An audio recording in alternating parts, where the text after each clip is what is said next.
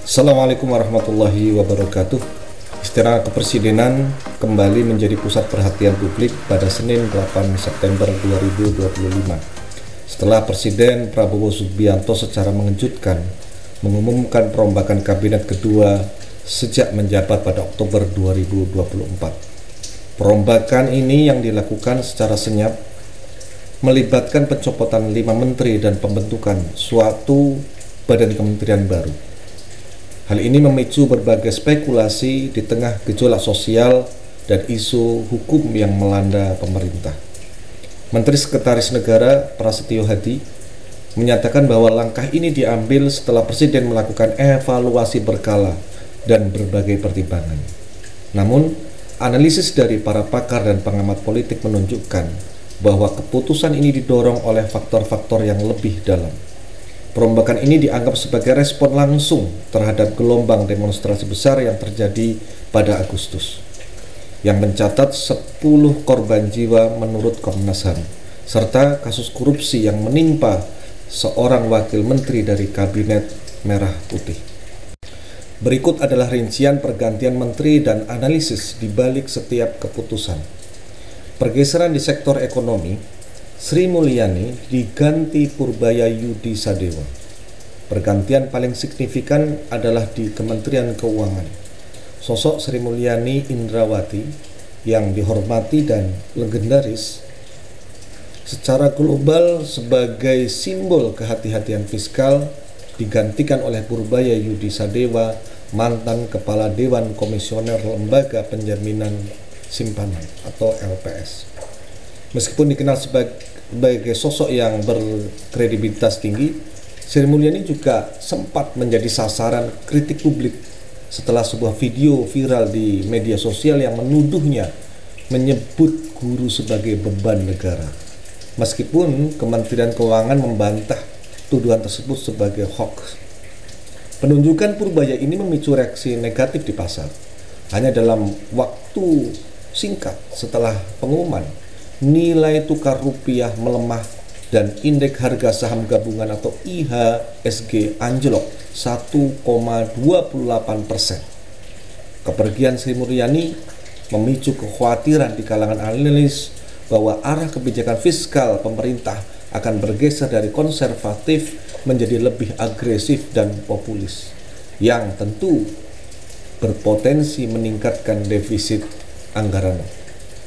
Sri Mulyani sendiri merupakan salah satu tokoh yang sangat dihormati dan sudah mengabdi sangat lama di pemerintahan Republik Indonesia berbagai presiden. Meskipun lantas Purbaya berjanji akan melanjutkan program-program yang baik dari para pendahulunya dan menargetkan pertumbuhan ekonomi ambisius hingga 8%, ia menghadapi tantangan besar. Beberapa ekonom meragukan pengalamannya dalam mengelola fiskal dan mengkritik pernyataannya yang dinilai terlalu percaya diri atau overconfident, yang berisiko merusak kredibilitas pemerintahan dan memicu volatilitas pasar. Perombakan di posisi kunci lainnya adalah Menko Polhukam. Posisi ini menjadi sorotan setelah Menteri Budi Gunawan dicopot tanpa pengganti definitif. Menteri Pertahanan Syafri Syamsuddin ditunjuk sebagai ad interim. Analis mengaitkan pencopotan Budi Gunawan ini dengan penanganan demonstrasi, di mana ia dinilai kurang menunjukkan prioritas Presiden Prabowo terhadap stabilitas keamanan dan politik, terutama di tengah gelombang protes yang belum usai. Budi Gunawan juga memiliki rekam jejak yang kontroversial. Ia pernah ditetapkan sebagai tersangka oleh KPK dalam kasus dugaan suap dan penerimaan hadiah. Selain itu, ia juga diduga menggunakan KTP palsu untuk membuka rekening yang digunakan untuk aliran dana ilegal. Hal ini bisa dilihat di sejumlah kanal berita mainstream seperti di Tempo, kemudian di CNN Indonesia. Kementerian Koperasi Budi Ari Setiadi yang digantikan oleh Ferry Juliantono.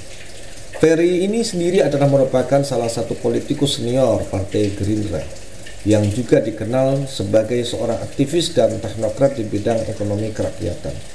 Latar belakangnya yang pernah dipenjara sebagai tahanan politik karena menentang kenaikan harga BBM di masa lalu, memberikan konteks menarik terhadap penunjukannya di pemerintahan.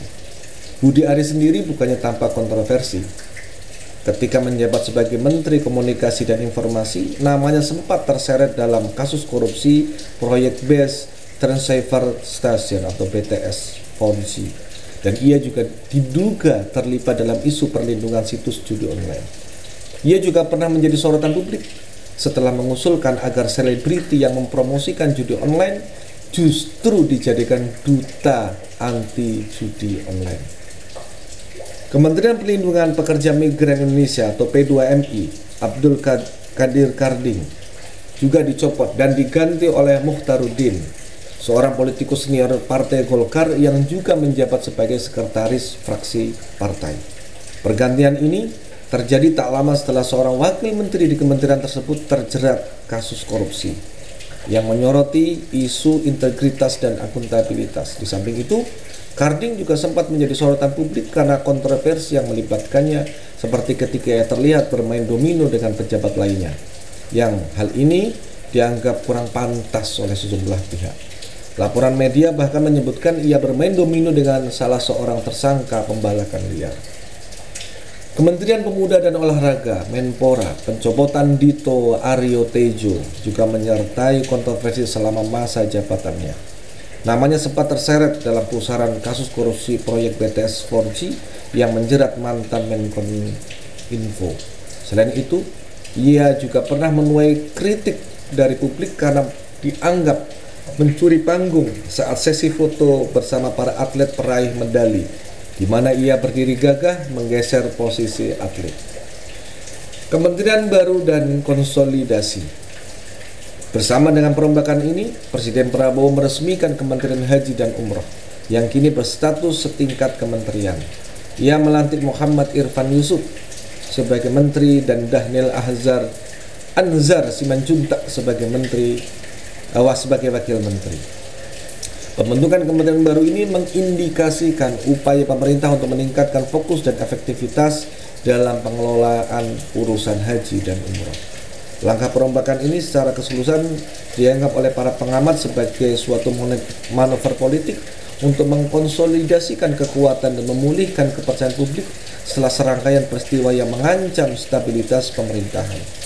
Namun, dengan dua posisi strategis yaitu Menko Polhukam dan Menpora yang masih diisi oleh pejabat sementara, dinamika politik dan negosiasi koalisi di balik layar masih terus berlangsung. Keputusan ini terhadap beberapa figur kunci dan menempatkan loyalis di posisi strategis menunjukkan tekad Presiden untuk mengarahkan pemerintahan ke agenda yang lebih tegas dan terkonsolidasi. Kepada Ibu Sri Mulyani, selamat beristirahat. Jasa Anda sangat besar terhadap bangsa ini. Apapun yang menimpa kehidupan pribadi Anda, kami semua ikut prihatin dan mengutuk keras penjarahan yang sempat terjadi, dan percayalah bahwa itu bukan aspirasi publik. Itu hanya segelintir orang yang sedang dikuasai oleh kuasa gelap. Selamat beristirahat dan tetap ditunggu kiprahnya, kontribusinya terhadap bangsa ini. Demikian pemirsa sekalian, beberapa resum penting dalam pekan ini. Mudah-mudahan Allah Subhanahu wa taala melindungi bangsa kita, melindungi pemimpin kita, memberikan mereka petunjuk sehingga dijauhkan dari hal-hal yang tidak baik yang merugikan bangsa kita ini. Terima kasih. Wabillahi taufiq wal hidayah. Assalamualaikum warahmatullahi wabarakatuh.